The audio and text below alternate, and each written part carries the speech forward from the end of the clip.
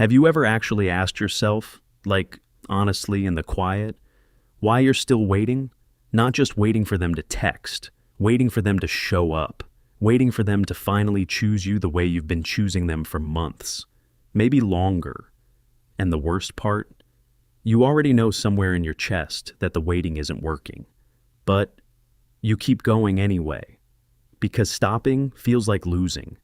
And I need you to sit with that for a second before we go any further. Because that feeling, that fear that stopping means losing, that's exactly what this is about today. When you and an avoidant person both go quiet, when the texts stop, when neither of you is reaching, when the silence becomes mutual and heavy and real, something happens inside both of you that most people never actually talk about. And I don't mean the surface stuff. I mean the deep, beneath the behavior stuff. The thing happening in their nervous system that they would never in a million years admit to. And the thing happening in yours that you're probably misreading entirely. I want to walk through it with you. Not fast. Not like a checklist. Like a real conversation. Because you deserve that.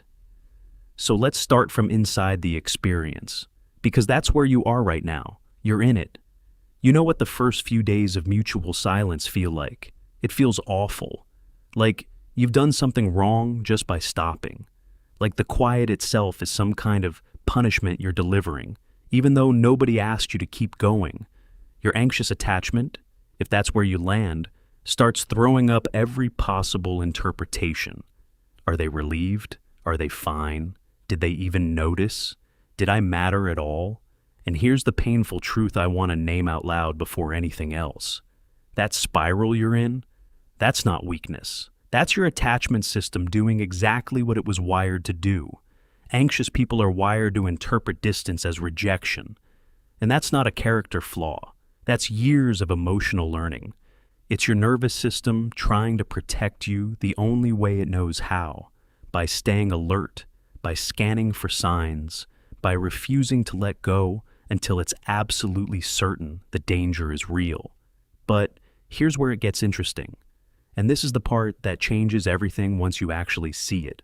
While you're in that spiral, while you're suffering through the silence, the avoidant is not doing what you think they are. In the first hours, maybe the first couple of days of mutual silence, avoidantly attached, people often feel more attracted to and engaged with the relationship. But when a partner is consistently present and invested, the impulse to withdraw comes right back, which is wild when you think about it. The thing they were pulling away from, your presence, your need, your love, suddenly feels like something they want the moment it disappears. That's not because they've changed. That's because their nervous system just got what it thought it wanted. The pressure lifted, the closeness went away, and for a moment, just a moment, they feel something like relief. Here's the thing though. Research shows avoidant people may look totally calm in distressing situations, but their internal experience is the complete opposite. Elevated heart rate, elevated cortisol. The calm you're imagining on their end, that's the outside. The inside is a different story entirely. And I think this is where most people get this completely wrong. They picture the avoidant floating peacefully through the silence, totally unbothered. But that's not accurate.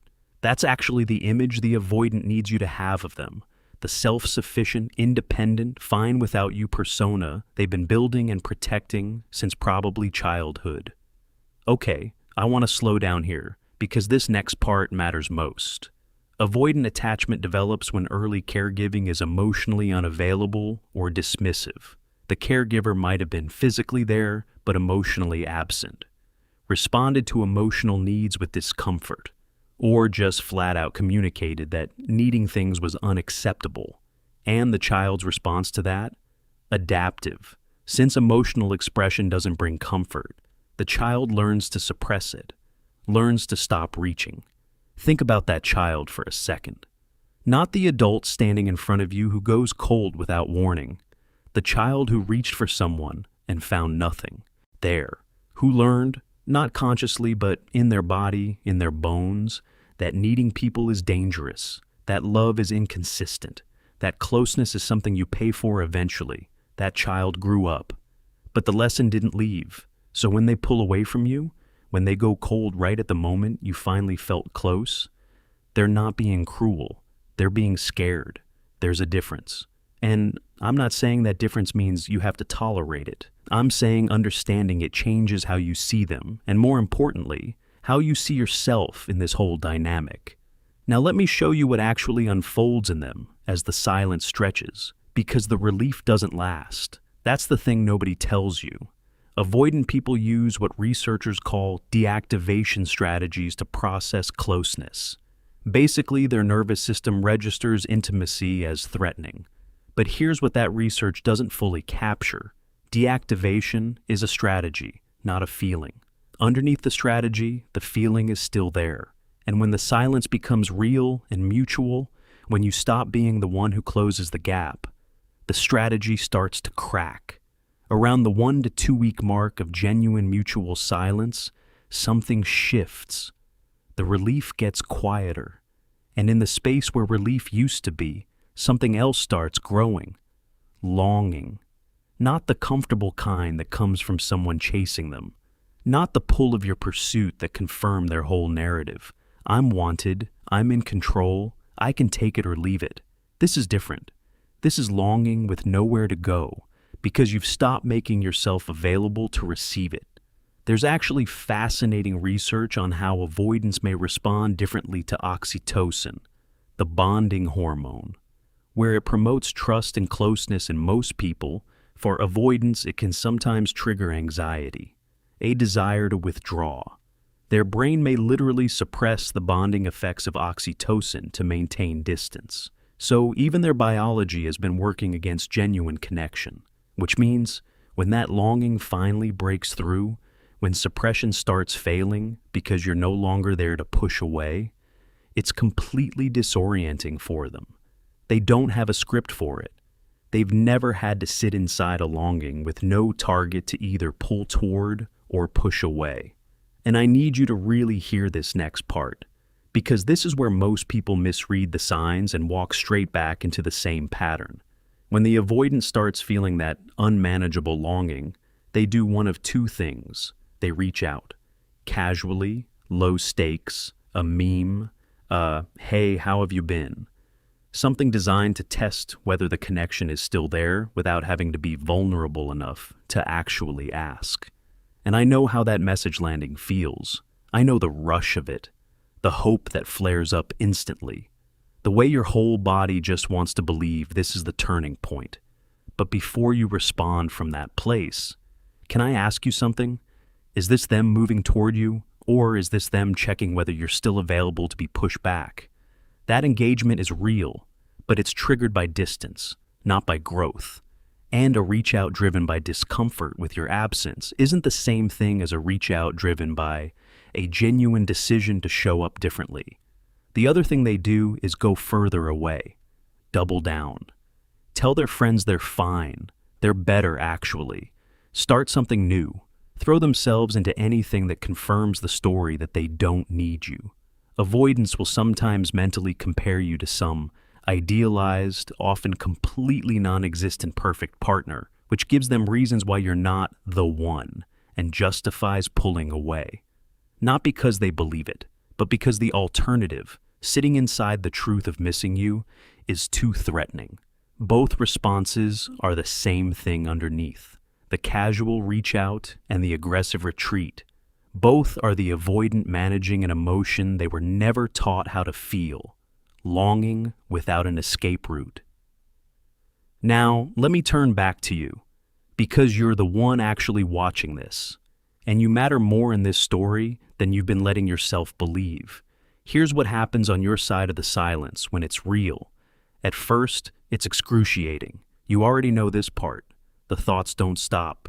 The checking, the wondering, the almost texting at midnight and stopping. Yourself, and then feeling proud, and then feeling kind of sad about being proud about not texting someone who should just be reaching for you. But then, and this is the part I really want you to stay with, as something starts to shift, you start sleeping a little better. Not because you've stopped caring, because you've stopped performing. You stop performing availability, performing patience, performing the version of yourself that was optimized to keep them comfortable. And what's left, when all that performing falls away, is actually you, the real you, who has needs and preferences and a life that deserves to be lived in full, not in the margins of someone else's fear. Avoidant attachment is a pattern of emotional self-protection that developed when closeness felt unsafe. These people tend to downplay relationships, keep emotional distance, rely heavily on self-sufficiency. And here's the quiet, almost uncomfortable truth in that. If they've spent their whole life relying on self-sufficiency, they've never truly learned what it means to need someone and have that need be safe. You have. You know what it means to need. You've been doing it your whole life, sometimes in ways that hurt you. Yeah, but that capacity for need is not a weakness. It's the thing that will let you build something real when the time and person are right. So, what do you actually do with all of this? I'm not going to tell you to use the silence as a strategy. I've watched enough people try that, and it always falls apart because it's not real. The avoidant can feel the difference between you going quiet as a tactic and you going quiet as a consequence. A tactic is still organized around them. A consequence is organized around you. And only one of those actually changes anything. The silence that transforms things is the silence that comes from having genuinely run out of road, from having reached the honest limit of how much of yourself you can pour into something that pours so little back, from understanding, not just in your head, but in your body, that waiting for someone to be ready isn't the same as being in a relationship with someone. Here's a sad loop they live in, and I think about this a lot. The more they avoid, the more they reinforce their own belief that closeness is unsafe. And you cannot break that loop for them. You genuinely can't. That's their work, their path, their thing to face, or not face. What you can do is stop organizing your life around whether they face it. Here's what I want to leave you with, because this is the thing I keep coming back to. The silence you're sitting in right now. The one that feels like loss, like failing, like an ending. It's actually the first moment in this whole dynamic where you're being completely honest. Honest about what you need. Honest about what isn't being given. Honest about the cost of staying in something that requires you to shrink. Over time, avoidant individuals learn to suppress their own physiological responses to distress. It doesn't mean they don't feel it. They just can't seem to find a way through it when they're overwhelmed. So they overregulate. They perform unaffected. And you've been doing the opposite your whole life. You feel things. You let them move through you. You don't overregulate. Yeah, sometimes that's hurt you. But it's also the exact quality that'll allow you to build something real. Something where love isn't a performance. Where closeness isn't a threat. Where you don't spend half your energy decoding someone's distance. The silence isn't the end. It's the first thing in a long time that belongs entirely to you.